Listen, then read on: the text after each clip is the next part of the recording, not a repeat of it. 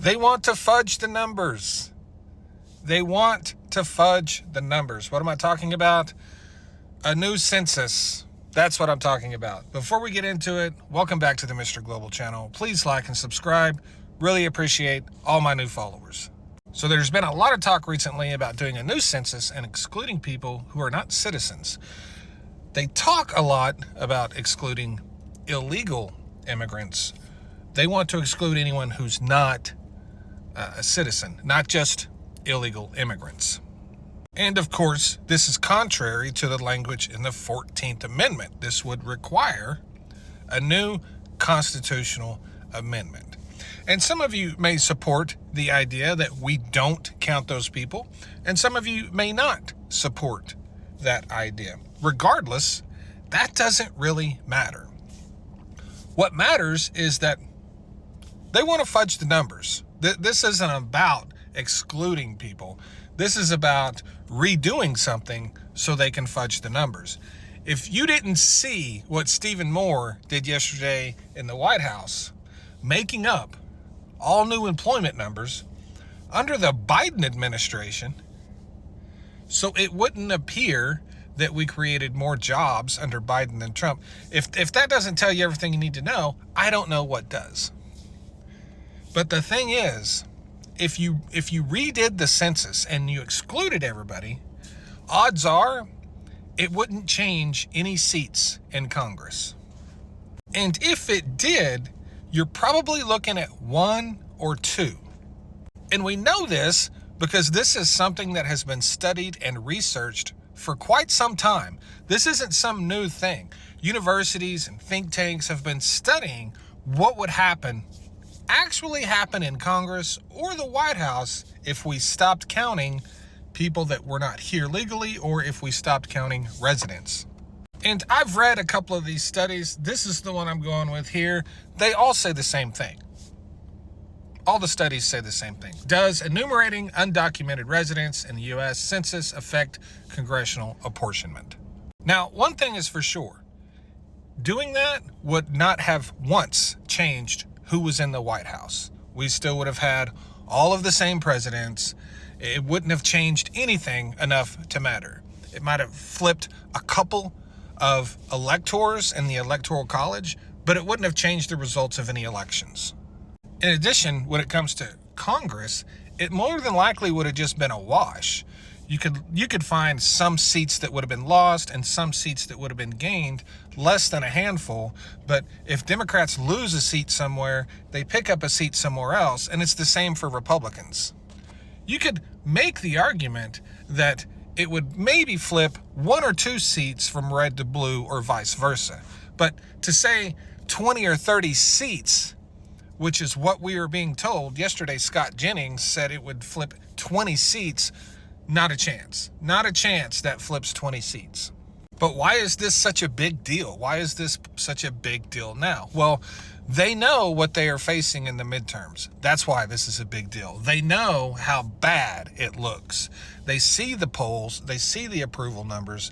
They see the apathy, the disgust that is growing within the United States.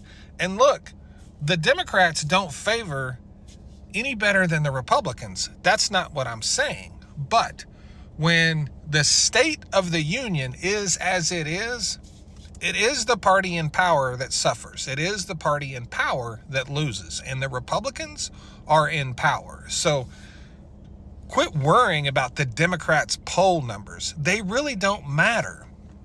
So the redistricting in Texas and trying to gain 5 more seats there, this whole thing with the census and not counting, undocumented immigrants and all these other people, it's because they think they're going to get it handed to them in the midterms. And that's it. But here's the thing. Could anyone even begin to trust the numbers if they ran a new census? That's what I'm talking about. I don't think they truly believe that a new census, if done, up to the letter of the law, would change anything. I don't think they believe a properly counted census would change anything. I think they see that as an opportunity to manipulate numbers and pick up seats that way. That's what I think. And of course, that's just an opinion. And of course, everyone has one. But my opinion is based on the fact that there has never been a study done. And there's been a lot of studies done. There's never been a study done that would say, that has said, it would flip 20 or 30 seats in Congress. There's never been a single study done that says that, but that's what they're telling you every single day. They're telling you every single day that if we do this, it'll flip 20 or 30 seats. There is absolutely no evidence whatsoever anywhere, and never has been, that that is even in the universe of reality. But that's what they keep telling you. And it is totally possible that their census number could flip 20 or 30 seats. It is totally possible. And consider the fact that before all of this, we heard a lot that Republicans could lose 20 or 30 seats. Yes. Yeah, it just happens to be the same. Yeah, it just happens to be the same number. And maybe it's just me. I just don't feel great about someone who was convicted of felony fraud. Okay? Reminder, Donald Trump was convicted of felony fraud in a criminal case. I just don't feel great about someone who's been convicted of felony fraud overseeing our census for the purpose of elections. Doesn't seem like a good idea. No, it doesn't. Now, it doesn't appear there's any legal basis for another census to be held, is what I'm hearing. I'm not an attorney, but that's what I'm hearing. So it doesn't look like there's a great chance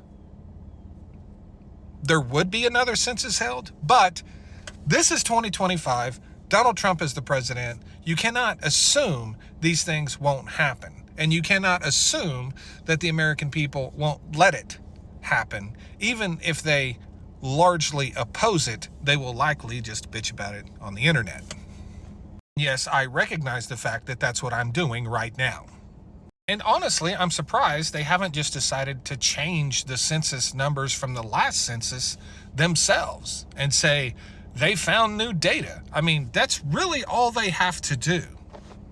That's what they did with Joe Biden's job numbers yesterday. They just suddenly, oh, we found new data, even though Stephen Moore has no access to that data or the Bureau of Labor Statistics. Anyway, let me know what you think in the comments section. I think it's a scam.